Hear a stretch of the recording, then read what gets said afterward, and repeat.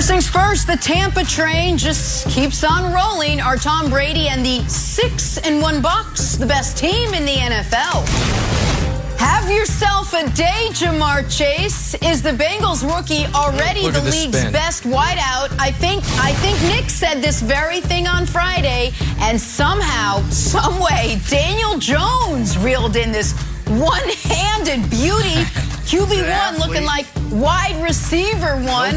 Good Monday morning, everyone. Welcome to First Things First. Look at Kevin Wildes. Beyond intrigue. Jenna Wolfe, Nick Wright, Broussard. Wildes, I'll tell our audience, you put the Panthers on upset alert. You did. You, my friend. Big Blue delivered. I will let you give us the old I told you so. Well, I'm happy for the Giants, and I wish there was another story that we could lead with. We'll see after the animation, Jenna. Maybe there's another big story out there we should talk about. Not that I can think of. I mean, let's see. What else happened? The Jets lost. We knew that. Oh, you mean this one? We got to start in Nashville, ladies and gents. Chiefs, Titans, first drive of the game. Derrick Henry runs. Derrick Henry also pretty good football player. He had a touchdown pass from King Henry yesterday. Titans did anything they wanted. Derrick Henry's throwing touchdowns. They're molly-whopping. The Titans 14-0 before the end of the first quarter. Chiefs defense still a problem. Chiefs turnover still a problem. 2 more for Mahomes yesterday. He was picked off for the 6th straight game, his longest INT streak ever. Also got hurt at the end of this one. We're going to have more on that in a second. The Titans had their way with the Chiefs. 27-3 was your final. After the game, Patrick Mahomes on where the 3-4 Chiefs go from here. It's been kind of rainbows and flowers and awesome for these last few years, but whenever you want to build something substantial and you want to build something great, you're going to go through parts like this. And I mean, people keep saying it's still early in the year. I mean, we can still go get whatever we want, but it's going to take us getting better every single day. Because if you get better every single day and play each game play by play, I think we have the talent in this locker room that we can make it happen. All right, so as we mentioned earlier, Mahomes got knocked out of this game on a nasty hit to the head in the fourth quarter. It actually looked like he snapped his neck back. It looked painful. He didn't return, but he did clear concussion protocol, which is great news for Patrick Mahomes. But, Nick, they got problems. Should the Chiefs be in full-blown panic mode at this time? Well, Jenna, I don't know what the audience expects me to say here, and I don't know if the Chiefs are in full-blown panic mode, but I am. What the hell do they do all week? Here's the thing. Guess what, guys? If I hadn't watched a Giants game all year, if I'd never watched football, I could tell them, guess what the Giants are going to do? They're going to play too high safety and make you take short gains. That's going to be their defense. On offense, they're going to play action pass you to death and throw in the flat and intermediate over the middle. That's what the Giants are going to do next week. And I have no reason to believe the Chiefs are going to be prepared for it because it's what everyone has done every week. I don't know if this team practices. I can deal with the bad defense. I saw a team that should have won the Super Bowl 3 years ago have a historically bad defense. The bad defense all year long, I've said, we'll deal with it. What I can't deal with, Broussard, is 3 points. I can't deal with the offense, forget not looking unstoppable, the offense looking stuck in the mud from word go. They spend all their money on offensive linemen. The Titans don't blitz ever, and they just keep getting to Mahomes. Right. No one can get open, no one can block, no one can run, and the defense is terrible. So if I sound a little less confident than I have in the past, it's because I thought the Titans secondary was missing everyone. Scored 3 points. So, yeah, I'm a little panicked. I'm a little upset. Your guys' all collective glee is a borderline HR violation. We do work together. No. I don't appreciate it. This is not glee. I'm a little panicked. This is my resting face. I see. First of all, let me say this. Jenna and Wildes, I can't tell you how delighted I was yesterday. Not that the Chiefs got destroyed, but that I wasn't watching the game with Nick. because I didn't think I could handle another afternoon of having him lay on my shoulder and patting him on his head as he cried, which is what happened last time we watched the Chiefs loss together. Happen. So that I was happy that wasn't the case. Start the week off with lies. But Nick, I'm surprised that you are in full-blown panic mode. I guess I get it because it's been Super Bowl or bust. I would say panic mode is just a smidgen too much. Whatever's below panic mode, in distress, disquieted, under duress, major concern, like that's where Chiefs fans should be. Because I'm not ready to say they're not going to make the playoffs.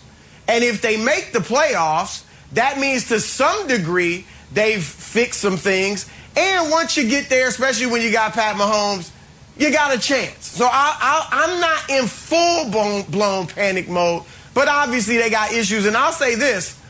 Yesterday was the first time all season, because remember, I picked the Chiefs to go to the Super Bowl too, to win it. Yesterday was the first time, Wilds, that I really became worried about the Chiefs. Even after Buffalo, I was like, they're fine. They'll get it together. Yesterday was the first time. And I got to say something about Pat Mahomes. Jenna mentioned the 6 games with a turnover, 3 straight now with multiple turnovers.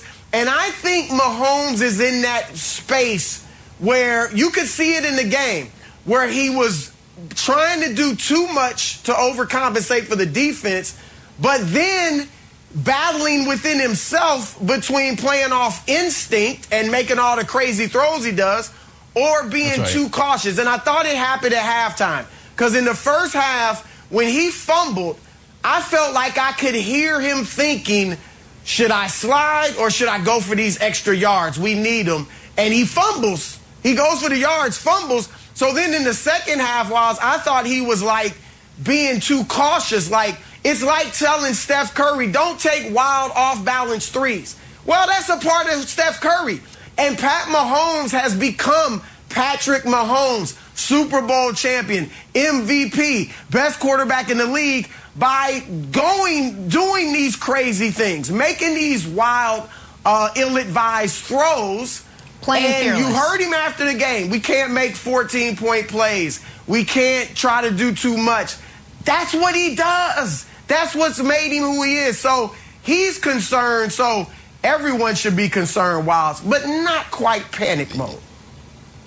Okay, Broussard, you are the band member on the Titanic. Like, I'm not panicking yet, guys. Like, it's time to panic. The place is going down. And Broussard, we got another song to play, fellas. No, it's time to be in full-blown panic mode. And Nick, me and Dusty cooked up a little graphic for you. We were going to call it Nick's Tears, T-E-A-R-S. We were going to be like 20-0, question mark. We just went a little bit safer. We called it Kansas City Troubles. Just nice and easy. If we can reveal Kansas City Troubles. There's 3 things you really need to be worried about, and within that, 100 other things. Oh, you don't protect the ball anymore. You got a league-high 17 giveaways. Mahomes leads the league with 9 interceptions. Just for the record, it's more than Cardinals, Bills, and the Bucks combined have less than 17 giveaways. So that's not great. That's not great. And here's the thing. I need to correct something.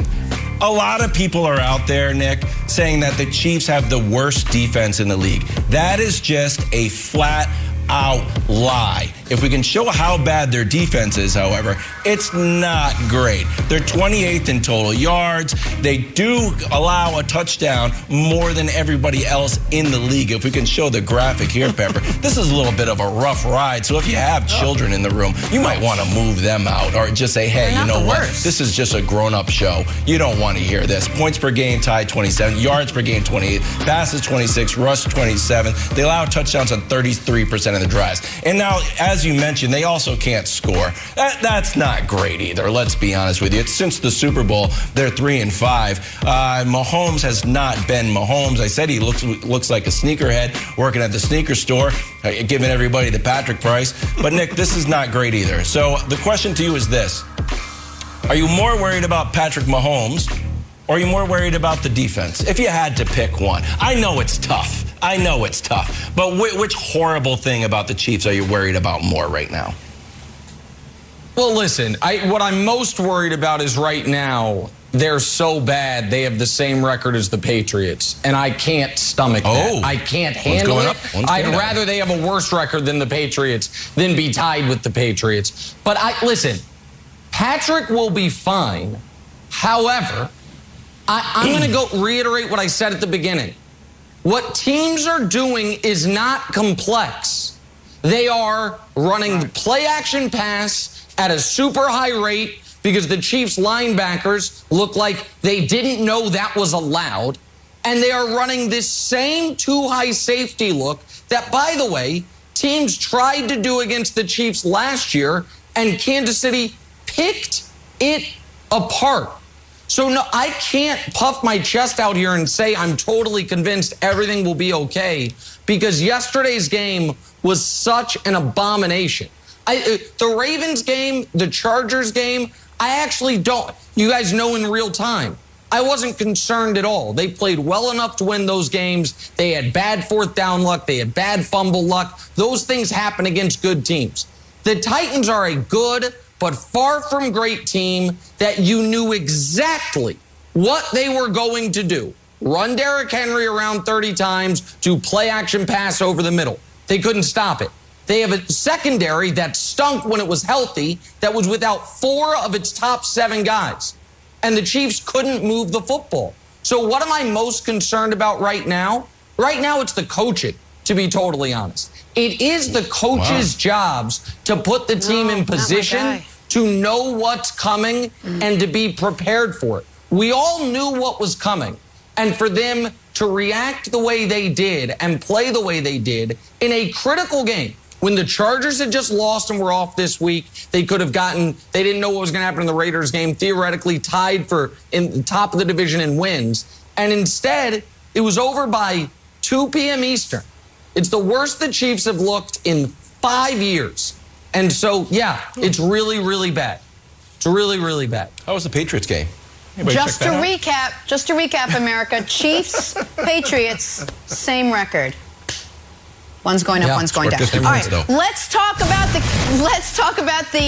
Tampa Bay Buccaneers for a second. The unstoppable, the making football look easy, the all fun and games 6-1 Bucs. Tom Brady threw his 600th career touchdown pass to Mike Evans yesterday, but Evans, not realizing it, gives the ball away to I gave the ball away? No, I did not. Evans like, I did what? Bucs were, though, able to get it back, thankfully. Hope the fan walked away with something nice. Here was Tom Brady on the milestone. I don't actually keep too many things, so in that circumstance, I felt like that might be a good one to keep. Time now for eye openers. That's what it says on the screen. Tom Brady opened my eyes yesterday. No AB, no Gronk, no problem. Brady throwing 4 touchdowns. Made it look super easy in a 38-3 rout of the Chicago Bears. Nick Wright, though, who opened your eyes in Week 7? Well, Jenna, here is the list of things I got wrong this weekend. Here is the list of things I got right.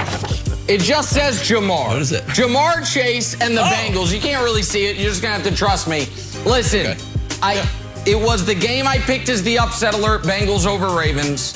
And it was because I asked the question, is Jamar Chase already the best receiver in the NFL?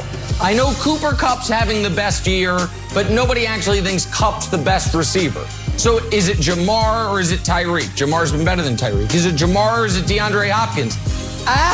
I'm starting to lean Jamar. And that final line on that graphic, 21.5 yards per catch. It has been a decade since a player on a high volume of throws averaged 21+ yards per catch. The Ravens secondary's good. This should not have happened. And all of a sudden, the Bengals, Burrow, Mixon, Chase, that's a hell of a big 3 on offense. He is spectacular. It has been literally years since he had a bad game. You've got to go back to his first year at LSU when he was only a part-time player. And so, yeah, Jamar Chase running away with Offensive Rookie of the Year and has a real shot as a rookie, Broussard, to be an all-pro receiver. So Jamar Chase and all of a sudden the first-place Bengals. Yeah, Nick, I'm going to start off with giving you some love. That was a great call last week on Jamar being potentially the best receiver in the league. The 20 yards per catch, you said it. You used to see that a little bit back in the day. But you can go Devontae Adams, Antonio Brown, Odell Beckham Jr.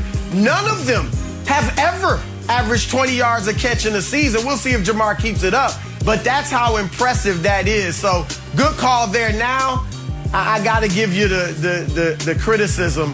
My eye-opener, Nick, Mac Jones. Mac Jones. And look, I think I'm the lone believer. I don't know. Wilds, I hear you cheering.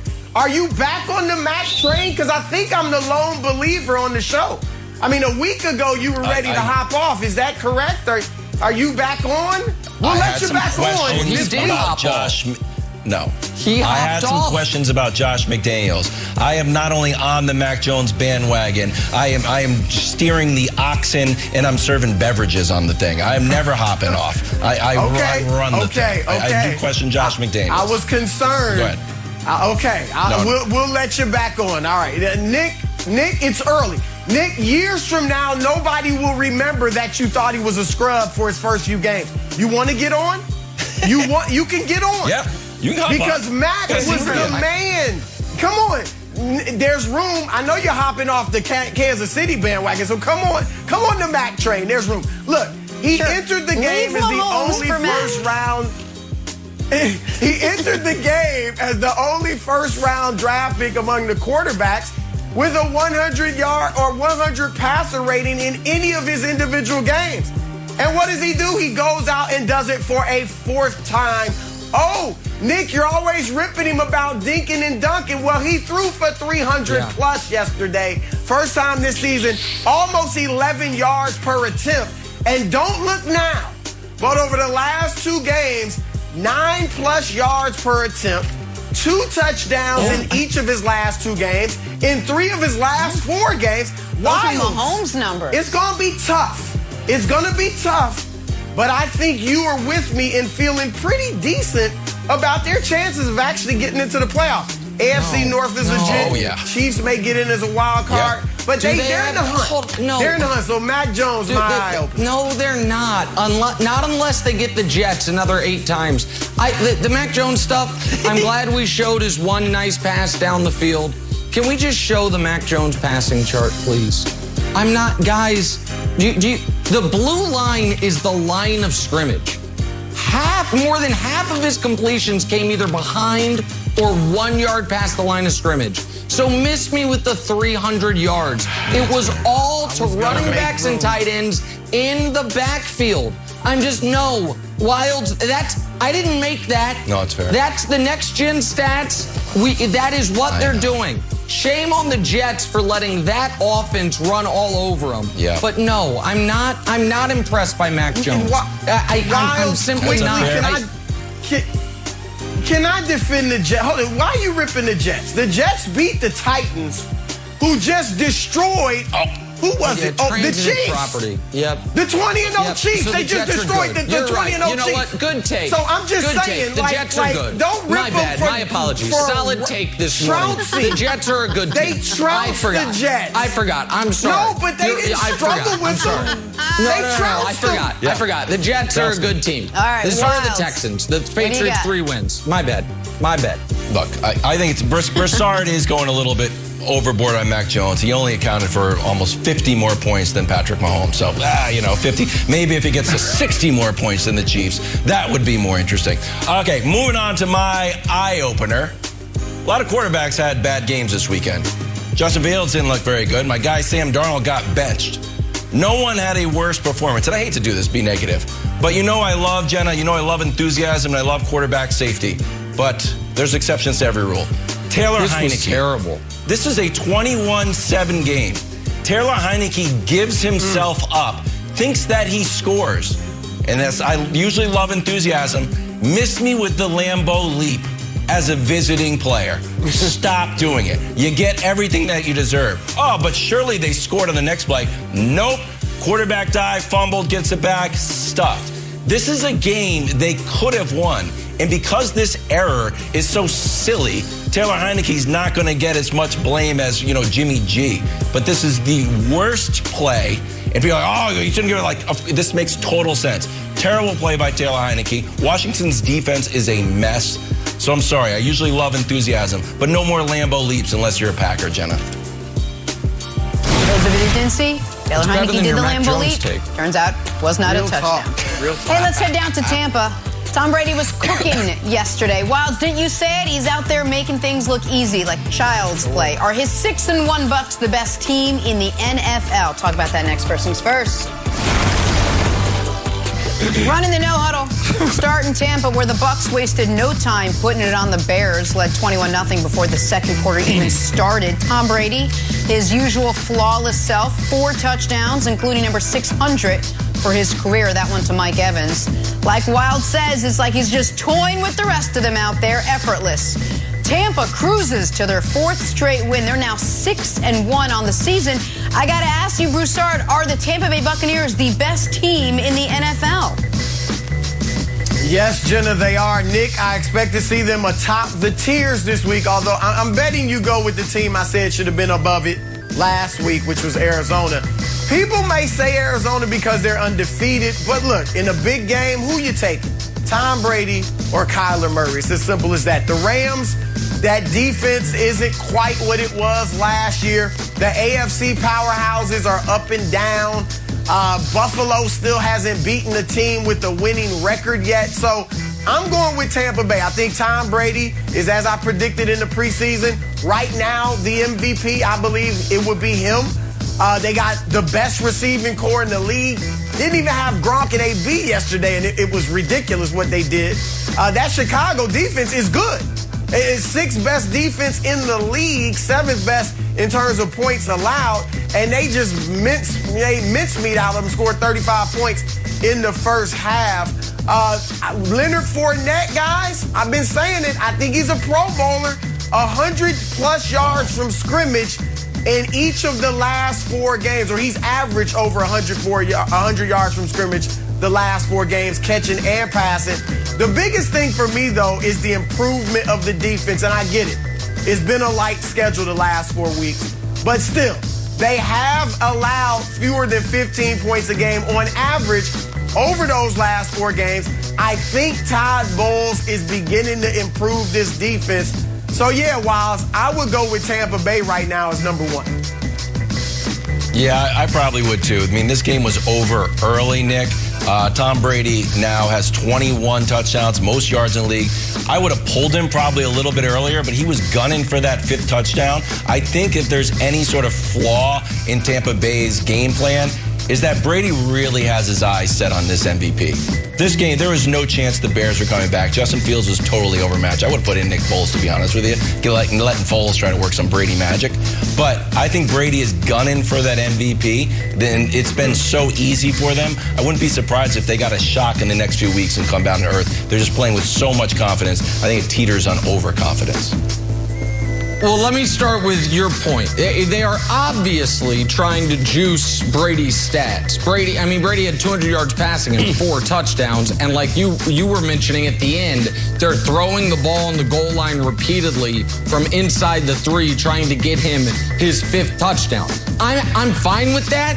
Like, Tom Brady totally remade that franchise in his image, took them from a team we never talk about to a team that's in discussion for best team in football. So if he wants to win MVP, and by the way, it's a long league. How many MVPs did you pick before the year, Broussard? We got Jameis. I thought you said Gio Bernard. Now we have Tom Brady as well. It's a long list of MVP picks. But I mean, I can't even remember all of them. Josh Allen, I am sure you said at some point. But by the way, big week next week for Broussard's actual MVP picks, Brady and Jameis, because they play each other. But so here's the reason why I'm not comfortable calling them the best team in the NFL. We've seen them play 2 good teams, and they barely beat one and lost to the other. And this is where I think the schedule could work against them. Now, I do think Broussard's going to be right. I think Brady's going to run away with MVP. Because what are they going to be? 14-3, 13-4 at worst. But they're going to get. They have played 2 teams with a winning record, and the rest of the way, they might only have 1 more game against a team that finishes the year with a winning record, and that's Buffalo. So I think they're going to have an amazing record and amazing numbers. I do have a concern, though, whether or not they're going to be tested enough. And so I'm not ready to call them the best team in the NFL because somehow, some way, they won the Super Bowl and got the easiest schedule of any team in the league. I don't know how that happened, but it clearly did. But they are playing excellent football on both sides of the ball, Jenna. Who's not the best team in the NFL? The Chiefs. They played the Titans yesterday. Talk about a lopsided game, and not the way most of us expected. Titans provided the molly-whopping in this one. Derrick Henry throwing a touchdown, running for 86 yards. Ryan Tannehill and A.J. Brown took care of the rest for the Titans, who pulled off a statement win for the 2nd straight week in the AFC. Chris Broussard, is it time to consider the 5-2 Titans real contenders after beating the Bills and the Chiefs? Why not? I mean, yes. They're not the favorites in the AFC, but they got to be a contender. Like I said, Buffalo hasn't yet beat a team with a winning record. Baltimore's up and down, and they just got destroyed by Cincinnati. I think Cincinnati is a little too young, you know, with Joe Burrow at quarterback in his 2nd year to be a true contender in the AFC as far as getting to the Super Bowl. The Chargers, a bit inconsistent themselves. So, yeah, I think you got to throw them in the pack in the AFC. We know they have the great running game, so if they get up on you, watch out. It's going to be tough to come back.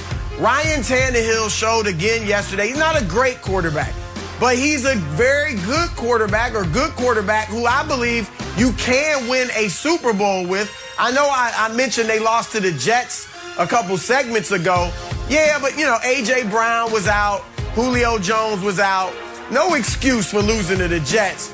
But so that speaks to what they have to do is be more consistent, Nick. And obviously the defense is the big question. But if they can get to be a middle-of-the-pack defense, Nick, and they held Kansas City. We've been trouncing the Chiefs, I know. But they did hold them to 3 points somehow. If they can get that defense into the middle of the pack like they were a couple years ago when they played the Chiefs in the AFC title game, then I think you really got something there in Tennessee. Yeah, I absolutely do not think they're contenders, which is why that loss for the Chiefs was such an absolute disaster and an embarrassment. Any team they play in the AFC playoffs, the other team's going to have the better quarterback and likely the better defense. So, no, you're not a contender. So, like, when Ryan Tannehill, who we still grade on the Ryan Tannehill curve, but if he's in the playoffs against Lamar, Allen, Mahomes, despite yesterday, hell, at this point, Joe Burrow, there's not going to be an AFC playoff team or Justin Herbert, that Tannehill's better than their quarterback. And I do not trust that defense at all. Again, that's why yesterday's Chiefs performance was such an unmitigated disaster. They're 5-2. If Josh Allen can just not trip himself and fall on his face, they're 4-3. You mentioned the loss to the Jets, which is unforgivable. So no, Derrick Henry might be the league MVP, and I like A.J. Brown. Julio's not the guy he once was, but he's still Julio Jones. But no, I don't think they're a great team. I don't think they're a contender, which is why I do think yesterday's Chiefs performance was so unforgivable. Yeah, and I don't want to pile on, but I don't trust the defense either. And the Chiefs are so out of sorts. Having a great game against Patrick Mahomes isn't really worth as much as it used to be. Sorry. Zach Wilson put up 290 yards. Trevor Lawrence with his giant neck had 270. Josh Allen, like you said, Nick, had 353 touchdowns. So just because you held Patrick Mahomes to a really weird game doesn't mean I all of a sudden believe in you. Although I do like Mike Vrabel. Don't say I don't like Mike Vrabel, Jenna. I do like Mike Vrabel, great Patriot. Good takeaway. All right, leave it there. Time to move on to Nick's NBA medal stand. John Morant cooking last night at the Staples Center. He dropped 40-10 on the Lakers, but just missed out on a medal. Nick, which 3 guys did it better this weekend? This was a tough medal stand because almost all the best performances came in losses. We're going to start with the bronze. Kevin Durant, in a loss, played an almost perfect basketball game. He was really good Friday. He was even better Sunday. 38 points on 24 shots for a guy who, thus up to this point in the season, has been the best player in the league very early, but he's been spectacular. He gets a bronze. Silver medal, another loss. Paul George, in a great game against Memphis, game that came down to the very end. Paul George gives him 41 and 10 on 60% shooting, but not quite enough for a win. Tried to pull him back at the very end. He gets the silver. And the gold medal goes to C. Anthony. Not Cole Anthony, who almost got a bronze, but Carmelo. Not only for bailing the Lakers out, but for passing, I would argue, the most underrated, historically great player ever, Moses Malone. He did win 3 MVPs, America. On the all-time scoring list, Melo, 9th all-time scorer. He's coming for you, Shaquille O'Neal. That's who's 8th. So Carmelo, for a night where he passes Moses Malone, bails the Lakers out, he gets the gold medal, Broussard. I like the list, Nick, and I'm glad you gave Melo love. You know what I'm glad? I have debated with people. I've said Melo's the first ballot Hall of Famer easy, and people have pushed back on me over the years. Him making the top 75, that seals it, right? First ballot Hall of Famer, and there was no debate. Yes. I didn't hear anybody saying, oh, what's Melo doing on there? He definitely, yeah, exactly. Melo is a great player. I know he hadn't won a title, but he is a historically great player. I'm glad he had a tremendous game last night in passing or moving into, 9th place. So good for Melo. Good listening. Yep, next up, Shaq. All right, Kevin Wildes, who just missed the cut? Ooh, look at the Joker. This is one of the best passes you've ever seen in your whole darn life. Through 3 people. That's why Joker's the 78th best player in the history of the NBA. Back-to-back MVPs, not ruling it out. Feels like that's a hot take no one's got. I might take it just for, it's a bargain. Great pass from the Joker. That is awesome. Wow. Back to our top story now. Knicks Chiefs getting mollywopped by Derrick Henry and the Titans. Is it you red stop alert time using for my Kansas word City? To talk bad about the Chiefs. They got I object. crushed, Mollywops is my word, and you're annihilated. taunting me with it. First things first, on a Monday morning, talking some Brooklyn Nets now. They lost to the Hornets yesterday at home. James Harden struggling again. Been a rough start to the season for him. 2 of 8 from deep yesterday. Turned the ball over 8 times. That is 8 more times than he would have liked, I'm sure. He's not getting to the free throw line as often as we've seen in previous seasons either. Just 1 free throw yesterday. Head coach Steve Nash was asked after the loss how the rule change is forcing Harden to change. Take a listen to this. I feel like he's unfairly become the poster boy of not calling these fouls. But some of them are definitely fouls still, but they're just so alert and aware. And he's the poster child of these new decisions that they're still, I get it. There's a line, but some of them are still fouls. But I'm not the type to complain about it. You know what I mean? I just, ask every official, if they see a foul, just call the foul. Sometimes I feel like, coming into a game, it's already predetermined or I already have that stigma of, getting foul calls. But I just ask for officials to just call what they see. It's neither here nor there, but that coat looked very cozy. Hey, Nick, should Nets fans be worried about Harden struggling to adapt to the NBA's new rules? It feels like he is struggling to do it. Well, let's be clear about what Brooklyn's been through 3 games. Kevin Durant is playing like he's the best player in basketball. He's averaging 33 a night, 10 rebounds, 6 assists on an insane 37 PER. Patty Mills, big offseason acquisition, is shooting a nice, tidy 70% from 3. And despite that, they're 1-2, and if not for a meltdown by Philly in the final 5 minutes of that game, they'd be 0-3. So what's going on here? What's going on here is James Harden is in real life living out that meme of the guy who's like, oh my God, I'm sowing, it's so much fun. And then when it's time to reap what you've sown, it sucks. The reason James Harden is the poster boy for this rule is because James Harden was the reason for this rule. Trae Young to a lesser extent, Steph Curry a little bit, but really James Harden.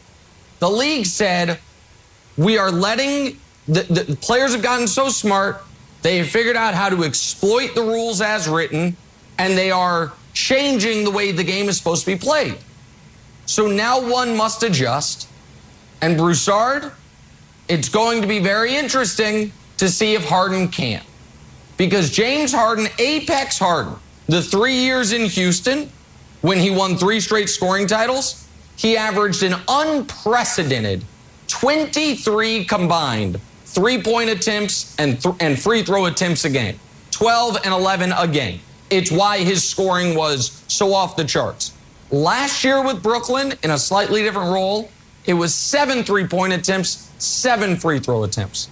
It is now, very early, 7 three-point attempts, 3 free throw attempts. If James Harden is not getting calls, he goes from an MVP candidate to a simple all-star. Thus far this season, he hasn't even been an all-star, but that's what he goes to.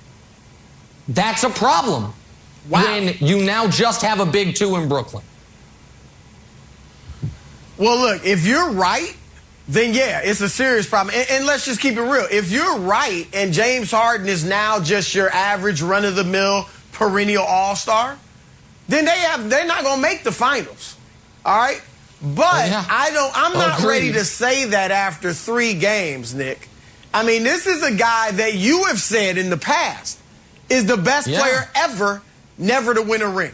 Not to win a ring. This is a guy that all of us have said is one of the top handful of scorers and one-on-one players ever. And now after 3 games, I'm just going to say, you know, he's Zach LaVine. No, I'm not ready to go there. He is still a great 3-point shooter. He is still a great finisher. And I think what's happened, Nick, is a few things. One, over the course of the last several years, he's developed a habit of when he goes to the hole, looking to create contact, looking for the contact, and expecting the foul call. All he has to do is adjust to now, let me go looking to finish or make a play, a pass, a lob, or something like that. But let me go not expecting a foul call or bailout, whatever you want to call it, but to finish. And he's strong enough where he can finish. I also think, and you heard him talk about this after the game, he talked about his lack of confidence. I'm not there yet as far as my confidence, which shocked me for an all-time great player. But what he was talking about is the confidence from the injury. Last year with the hamstring was the first major injury of his career. His career. And so if you look at how he played when he came back against Milwaukee with the bad hammy, he was the same way, tentative, not, as aggressive. And it's been that way at the start of this season. So I think he just has to get full confidence in that hamstring, make the mental adjustment of finishing rather than looking for the foul call, and be more aggressive. They need him to get 25 plus a night now that Kyrie's not there, Wilds. And I think he will do it.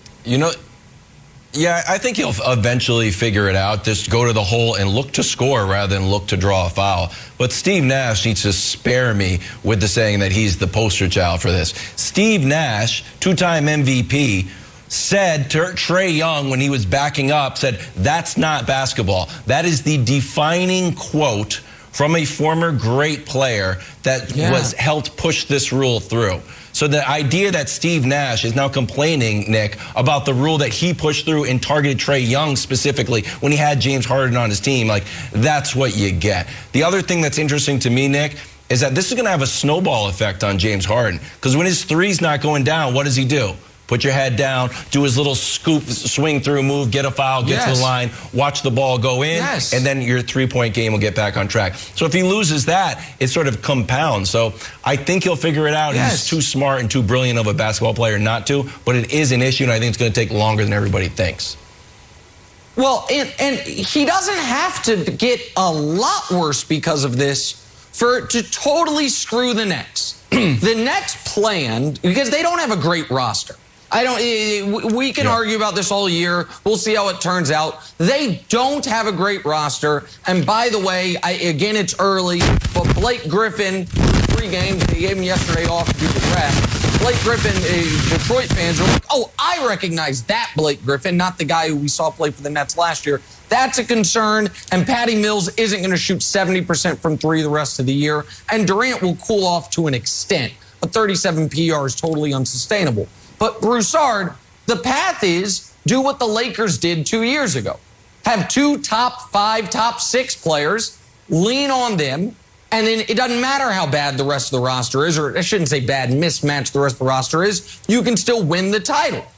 If Harden is not a top 6 guy, and instead he's a top 16 guy or a top 20 guy, they are screwed.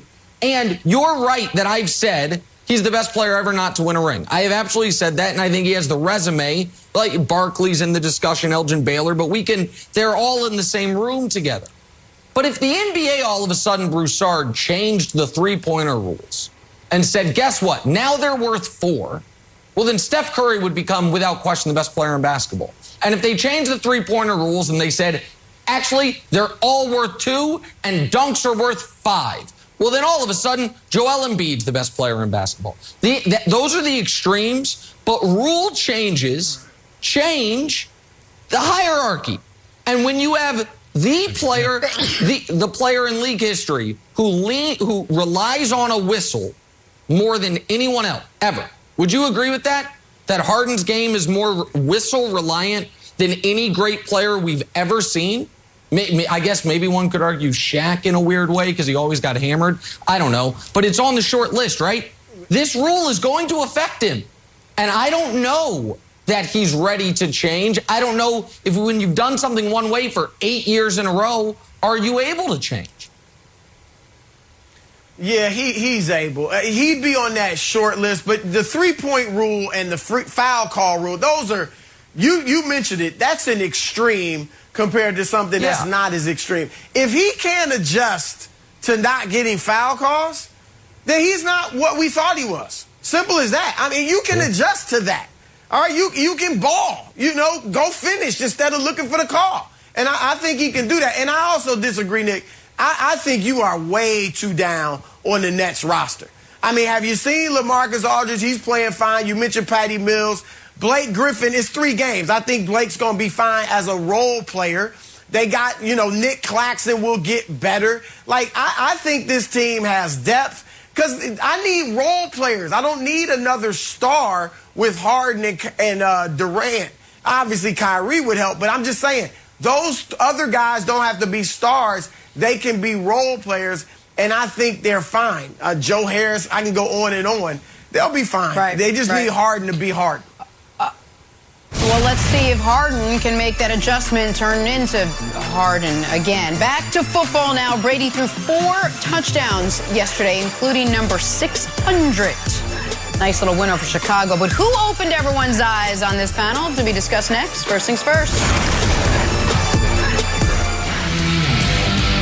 Hey, tomorrow on Fox, it's Game 1 of the World Series. Freddie Freeman and the Braves taking on Jose Altuve and the Houston Astros. It all begins tomorrow, 7:30 Eastern on Fox and the Fox Sports app. Cannot wait. All right, time for stories to start your morning. Sponsored by Ram Trucks, built to serve. Kansas City down taking on Tennessee yesterday. Tennessee doing anything and everything they wanted in this one. It was 14-0 before the end of the first quarter. The Chiefs' defense, that's still a problem. Chiefs' turnovers, also still a problem. 2 more for Patrick Mahomes yesterday. He was picked off for the 6th straight game, his longest INT streak ever. He got hurt in this one, too. We'll have more on that in just a second. Titans with a big win, big statement win, 27-3. Chiefs mustering up just 3 points yesterday. After the game, Mahomes on where the now 3-4 Chiefs go from here. been kind of rainbows and flowers and awesome for these last few years. But whenever you want to build something substantial and you want to build something great, you're going to go through parts like this. And I mean, it's still, people keep saying it's still early in the year. I mean, we can still go get whatever we want, but it's going to take us getting better every single day. Because if you get better every single day and play each game play by play, I think we have the talent in this locker room that we can make it happen. Listen, we're lucky we even saw Mahomes at the post-game podium there. He took a nasty hit to the head in the fourth quarter. Almost looked like his neck snapped back. He didn't return, but he did clear concussion protocol, which is great news for the Chiefs after a very disappointing day. But, Nick, after everything you saw go down against Tennessee, should the Chiefs be in full-blown panic mode? I am, because to me it's very simple what teams are doing. And it is inexplicable that the Chiefs are not prepared for it. Teams are saying your offensive line, despite it being the only thing you focused on this offseason, can't protect Mahomes with 4 guys. So we're never going to blitz you. We're going to rush with 4, and we're going to force Mahomes out of the pocket, which, by the way, prior to the last few weeks, had been a place Mahomes thrived in. Out of the pocket, making plays off schedule. But he's having to do that now with 7 defenders back, 2 safeties, and the big play's not there. And Patrick is not taking the easy play. So why don't teams always play every team with this type of defense? Because most teams will say, okay, if you're going to give me 7 yards, easy 7 yards, I'll just take it all the way down the field. The Chiefs are refusing to do that on offense, and they're turning the ball over at an unsustainably high rate, but it doesn't have to sustain that much longer for it to ruin the season. That's on the offensive end. On the defensive end, Broussard, the Chiefs, it's the worst of all worlds. They are not blitzing to prevent getting killed with the big play, but they're still giving up the big play, and they're still giving up a first down seemingly every time the other team wants one. At this point, it is unfathomable to me that they have not decided, all right, we're going to start sending the house more often so we can get some type of pressure on the quarterback, because we have to create these game-changing plays. Because if we just line up and rush 4 like the other team's doing to us, they're just going to slowly, methodically chunk us down the field. They can't defend the play-action pass. They can't defend the run, even though they did a decent job yesterday. And they can't create big plays. Broussard, they look like a team that doesn't practice. And that is the most frustrating part. I don't think the Titans are great. I think they're good. I don't think they're great. They made the Chiefs look amateurish yesterday. Do I think the season's over? No. Do I think they can, with a month of good football, look like a scary team again? Absolutely. But yesterday was a big game, and they didn't barely lose it. They lost it within 20 minutes of kickoff and were never in it. So, yeah, I think it's time to press the panic button in Kansas City. Nick, I don't think they're unprepared. I just think they don't have the personnel, especially on the defensive end. Now, offensively, Mahomes won't take the under stuff. That's been who he is.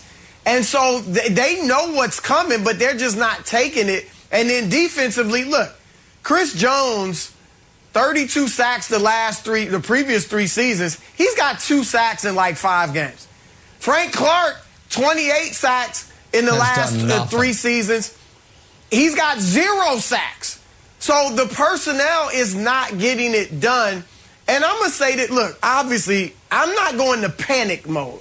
All right, whatever's right below panic mode. And I say that because I'm not ready to say they won't make the playoffs.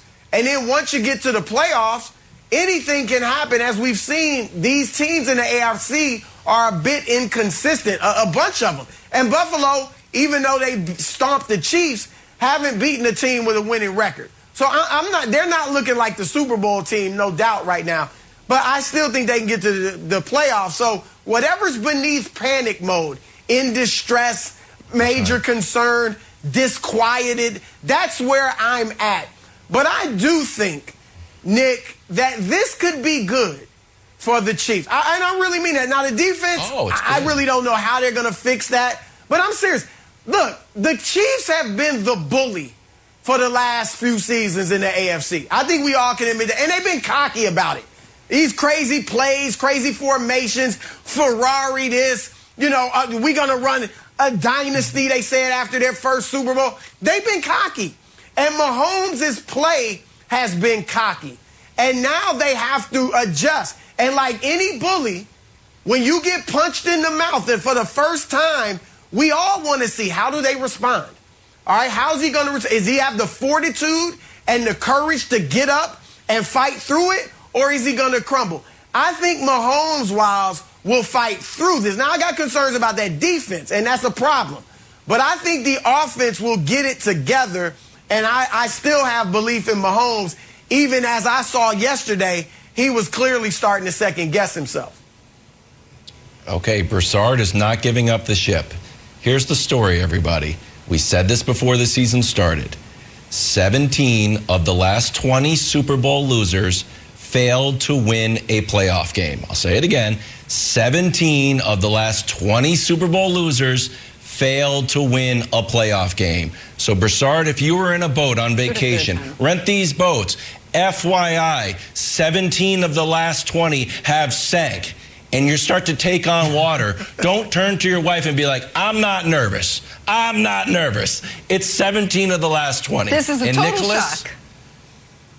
There's 3 things that you need to be worried about. The first one is takeaways. We know that you guys are not holding on and taking care of the ball. Mahomes leads the league in interceptions. The Chiefs have a league high 17 giveaways, which is as much as the Bills, the Bucks, and the Cardinals combined. Reason number 2, you guys don't stop the ball. It used to be like, that pass defense is no good. Well, guess what? The rushing defense is not good either. Points per game, 27th. Yards per game, 28. Passing, 26, 27. And Nick, you've been a different team. Patrick Mahomes has been a different guy since that Bucks game. And I know we talked about the Chiefs blueprint, but it really feels like the Bucks gave everybody the blueprint. Like, hey, this is how you beat this guy. Every major statistical category is down since you came up against the GOAT in Todd Bowles. So I would find the fact that you guys are suffering from a Super Bowl hangover, you're having an emotional letdown, and teams are emotionally getting ready for you, and there's a blueprint how to beat you. I don't think you make the playoffs, and if you do, I don't think you win a game. Okay, hold on. Wait a second. You don't get both of those corners, so I'm going to make you pick one. There's no, you don't make the playoffs, but if you make it, you don't win a football game. Are you, because 17 of 20 doesn't win a playoff game is a little misleading to what you're really saying here for the Chiefs. Because a few of those 17 that didn't win a playoff game got a bye, and then, so they were in the second round of the playoffs, they just didn't advance further. I think it's 10 of 20 have missed the playoffs outright. Are you saying right now you think the Kansas City Chiefs are going to miss the postseason? Is that the prediction? Here we go. Because you've been good on predictions this year. Not quite ready for that one yet. Here we Not go. quite ready. I will say you don't win a playoff game. Don't put me in a prediction corner. That's not how the genius switch works right now. Oh no! No, because you did all that. You did all that, and you did very fancy numbers with Dusty about Mahomes. Here's also the truth about Mahomes and the Chiefs. Through 4 weeks, when the Chiefs were 2-2, they had the #1 offense in football. By any advanced metric and by just the regular points per game metric, I think they were 3rd. And Mahomes, up until this week, was still leading the NFL in touchdown passes. Now, he played terribly this week, and I would argue of his 5 worst games of his career, 2 of them have come this season. And this play right here, it's first down. What are you doing? And the fumble, like Broussard said, we saw it coming. Like you saw, it was like a horror movie where you're like the killer's going to catch up with you. You knew a bad play was coming there. And I am incredibly frustrated with the team, and I am not as nearly as confident as I once was. However, I think there is a massive difference, Broussard, between a Chiefs team that fights and claws and finds its way to the 7th seed and a Chiefs team that misses the playoffs, and here's why. If they are able to get to the 10 wins it's going to take to make the postseason, they are going to be the scariest team in the AFC if they get there. So that's why I wanted to see what Wildes was saying, because I actually think it's almost a safer bet to just say they missed the playoffs than 10-7. So they would have to go 7-3 the rest of the way. And so, because if they get there, Broussard, it will by definition mean they're not turning the ball over 3 times a game anymore. They don't have the worst defense in the NFL. Those things. But right now, they look like a team that the Giants know what the blueprint is for Monday Night Football. Will the Chiefs look like they practiced it all this week? That's my question, Broussard. Well, look, Nick, we may know the answer over the next month. Because, look, they've already, to your point, and this might be a saving grace for them, they've had a tough schedule. All right? But it doesn't get much easier. Yes, they got the Giants, who should be a good win. All right, the Giants get a little confidence back. And then they got Green Bay, Las Vegas, and Dallas. We'll know then, if they have not turned it around during those 3 games, then Wildes might be right, although he's not ready to go there. I think he's Giants look tough. Wildes, I don't know. You had a lot of bass in your voice. Your chest was out. You were coming hard, hitting the table. He's a horse coward. Yeah, I mean, I'm surprised, Wildes. Go the distance. Yelling go to lane. Nobody puts you Don't just faint. Don't just faint. Throw the punch. A lot of words. We'll see you tomorrow.